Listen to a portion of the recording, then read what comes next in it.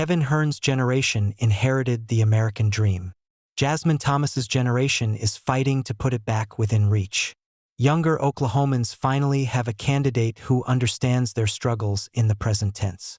Now they must show up and vote. Kevin Hern and Keila Jasmine Thomas are not simply two candidates from different political parties. They represent two generations that encountered very different American economies. Hern's generation entered adulthood when a young person working an ordinary job could still see a reasonably clear path toward college, a home, a family, and a secure retirement. Thomas's generation inherited higher college costs, more expensive housing, medical debt, uncertain retirement, and wages that frequently fail to cover the basic cost of an adult life. Hern can remember what it cost to get started when he was young. Thomas knows what it costs now. That distinction matters in Oklahoma's race for the United States Senate because Washington will soon make decisions about Social Security, health care, food assistance, education, taxes, and a federal debt that younger Americans will spend much of their lives repaying. Hern is not merely another Republican who happened to be present while those policies were written. He chaired the Republican Study Committee, served on the powerful House Ways and Means Committee, and rose into the Republican leadership. He has been part of the group shaping the policies that will determine how far younger Americans must run before they can reach the life his generation once considered normal. Thomas comes to the election without Hern's wealth, Washington's seniority, or network of political donors. She is a nurse, an active-duty military spouse, a mother raising a child with autism, a disability advocate, and a Chickasaw citizen. She has experienced the institution's Washington debates from the side where their failures become family problems. This election is therefore about more than age. It is about whether Oklahoma wants to be represented by someone who remembers an earlier American economy, or by someone living in the one that exists now. I am a member of Hern's generation. My forthcoming book, The Starting Line, How My Generation Inherited the American Dream and Moved It Out of Reach, is not an argument that our generation did not work hard. We did, but hard work is not the entire explanation for what we accomplished. Our parents and grandparents paid taxes and built public institutions that gave us opportunities they had never received. They expanded public colleges, built highways, supported homeownership, strengthened Social Security, and invested in the scientific research, infrastructure, and workforce that allowed private businesses to prosper. Many of us attended college without assuming debts that followed us into middle age. A young worker could often support a family without two professional incomes. Housing prices bore a more reasonable relationship to wages. Employer pensions were more common, and Social Security's full retirement age was lower. We did not create that economic foundation by ourselves. We inherited it. The failure of my generation was not that we used those opportunities. It was that too many of us later treated our success as proof that the opportunities had never been necessary. We cut taxes, reduced public investment, shifted college costs onto students, weakened retirement security, and allowed housing and health care to consume an ever larger share of working families' income. Then we told younger Americans that they would succeed if only they worked as hard as we had.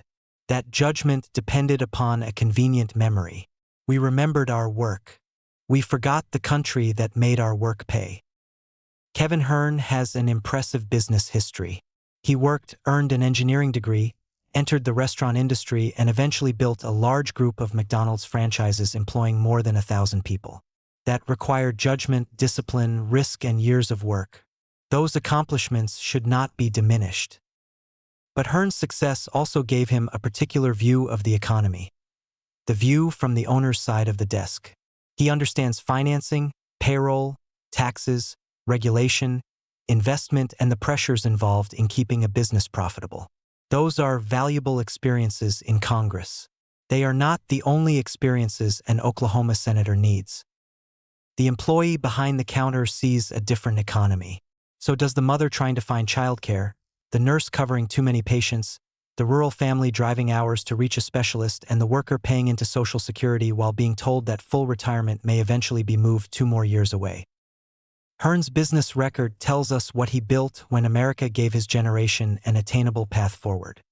His congressional record tells us what he did after he gained the power to protect that path for the people coming behind him. Thomas does not have Hern's conventional qualifications. She has never served in Congress, chaired a national policy committee, or managed a large business organization. That lack of government experience will be one of Hern's strongest arguments against her. Thomas's answer is that experience is not limited to holding office or signing the front of a paycheck. She has worked as a nurse and community health worker. She is an active-duty military spouse. She has navigated special education, insurance, and therapy services for a son with autism. She has advocated for disability rights, veterans, military families, and healthcare workers. Those experiences do not automatically make every one of her policy positions correct.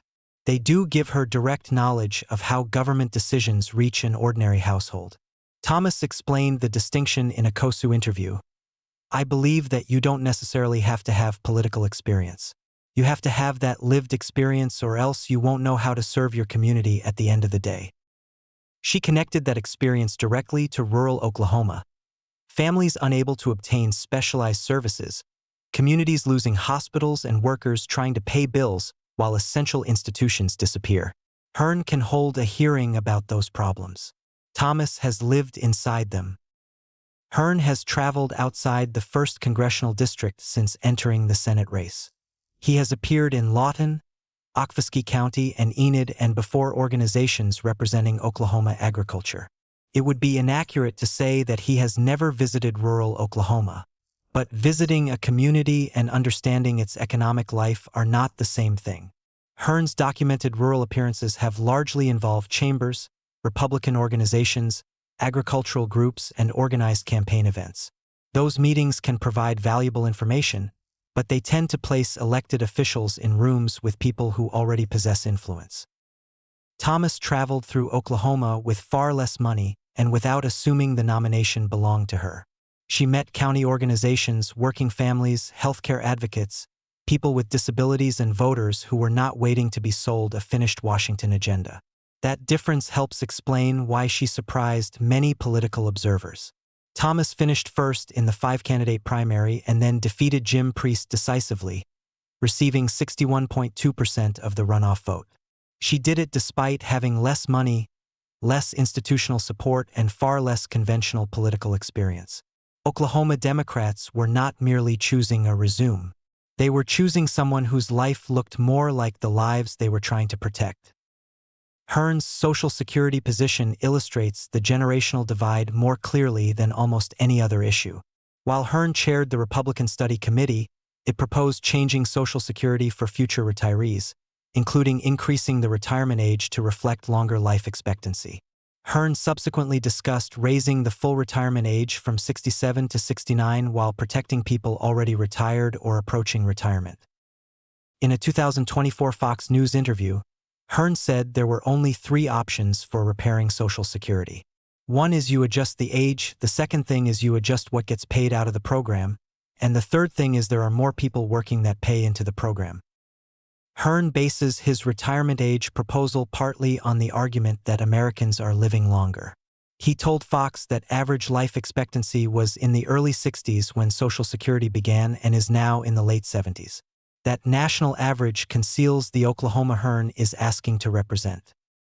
The Centers for Disease Control and Prevention estimated Oklahoma's life expectancy at birth at approximately 73.8 years for the 2018 through 2022 period. For Oklahoma men, it was approximately 71.3 years. Hern would raise the full retirement age to 69. That leaves only about 2.3 years between his proposed retirement age and the life expectancy at birth of an Oklahoma man. That does not mean a man who has already survived to 69 will live only 2 more years. Remaining life expectancy at 69 is longer because the at-birth calculation includes Oklahomans who die at younger ages. But that is precisely the point Hern's national average misses. Many Oklahoma men will never reach 69. Others will arrive after decades of construction, nursing, farming, manufacturing, oil field, warehouse, or restaurant work have limited their ability to remain employed. Oklahoma has not shared equally in the longevity gains Hern uses to justify raising the retirement age. Life expectancy in the state remains below the national average and far below the average of other developed nations. The OECD average reached 81.1 years in 2023, more than 7 years above Oklahoma's latest estimate. A retirement age increase based on national longevity therefore asks workers in shorter-lived states and workers in physically demanding occupations to absorb a larger benefit reduction than healthier and wealthier Americans. Hern's argument may work on a national spreadsheet. It is badly out of touch with how long many Oklahoma workers actually live. His three options are not the only available choices. Congress could also raise or eliminate the income cap that allows higher earners to stop paying Social Security taxes after their wages reach a certain level. In 2026, employees pay the 6.2% Social Security tax only on the first $184,500 of wages. A nurse, teacher, or police officer earning less than that amount pays the tax on every dollar of wages. Someone earning $1 million pays the same 6.2% rate on the first $184,500, and nothing on the remaining $815,500. That person contributes $11,439, which is only about 1.14% of the full $1 million income. The nurse pays 6.2% of every dollar. The $1 million earner effectively pays 1.14%. That is not equal treatment. It is a political choice. Fox reported that President Biden's fiscal year 2025 budget proposed strengthening Social Security by collecting additional revenue from the highest income earners. Hern dismissed that approach, arguing that the best estimates are that would extend it by 1 year. But Hern did not identify those estimates or explain which revenue proposal he was evaluating. Other published calculations reach dramatically different conclusions. The Peter G. Peterson Foundation found that eliminating the taxable wage cap while continuing to limit benefits for high earners would close approximately 73% of Social Security's projected long-range shortfall. A different proposal would continue taxing earnings below the existing cap and then resume collecting Social Security taxes when annual earnings exceed $400,000. That donut hole approach would close approximately 66% of the long-range shortfall. Even eliminating the cap while giving high earners additional benefit credit for the newly taxed wages would postpone depletion of the trust funds until approximately 2059. That is considerably more than 1 year. The discrepancy raises an important question about Hern's approach. Was he considering only one narrowly designed proposal? Had he not examined the alternatives for raising or eliminating the taxable wage cap? Or had he already rejected solutions requiring higher earners to contribute more? Hern has not explained. I later called Hern's Tulsa office and asked whether he would support raising or eliminating the taxable wage cap so that high earners would pay the same percentage of their income into Social Security as Oklahoma's teachers, nurses, and other working people. I did not receive a response from Hern or his staff. The available evidence therefore shows that Hern is willing to consider raising the retirement age for younger workers, but he has not demonstrated the same openness to proposals asking high earners to contribute on more of their wages. Eliminating or restructuring the cap would not permanently resolve every question facing Social Security. It could, however, address most of the projected long-range shortfall without reducing scheduled benefits or forcing younger Americans to work until 69. It would also buy the country decades to determine whether stronger wage growth, greater labor force participation, increased productivity, population changes, or additional workers entering the system produce more revenue before imposing further changes. Hern's proposal would move the retirement line now. A fairer contribution system would address most of the shortfall and give the economy time to reveal how much of the remaining problem still required action. Raising the retirement age is a benefit reduction. It means younger workers must contribute longer before receiving the full benefit their taxes financed. The burden would not fall equally. A lawyer, executive, or member of Congress may be able to continue working into the late 60s. A nurse, construction worker, home health aide, warehouse employee, or restaurant worker may not have the same physical option. This is the same generational bargain younger Americans have repeatedly been offered, We will protect what older Americans have already received.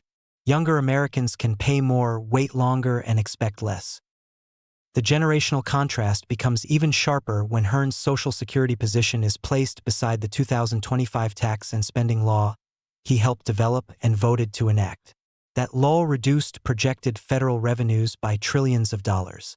The Congressional Budget Office found that its combined tax and spending changes would generally reduce resources for households near the bottom of the income distribution while increasing resources for households in the middle and toward the top.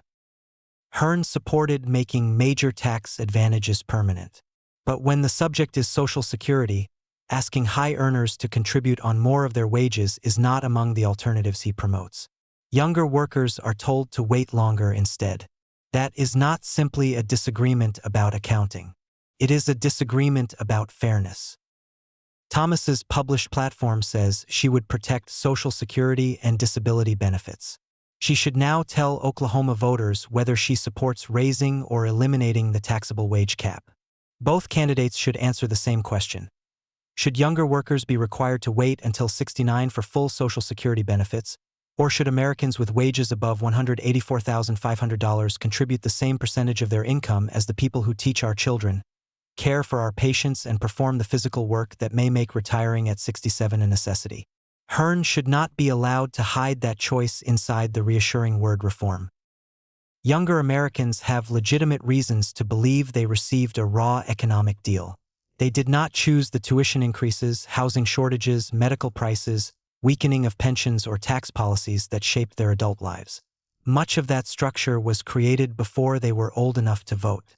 But younger generations are no longer politically powerless. Millennials now outnumber baby boomers nationally. Generation Z is entering the electorate behind them. Together, younger voters have the numerical strength to change elections and determine which policies survive. What younger voters have not consistently demonstrated is the turnout needed to exercise that power.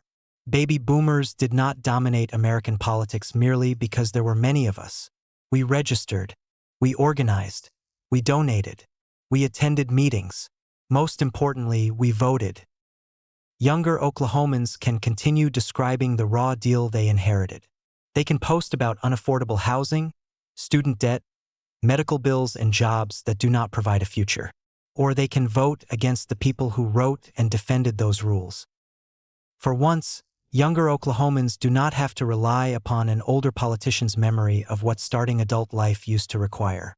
They have a candidate from their own generation whose experience was formed by the economy they are living in now. Jasmine Thomas's nomination creates an opportunity. Whether it becomes political power is up to them.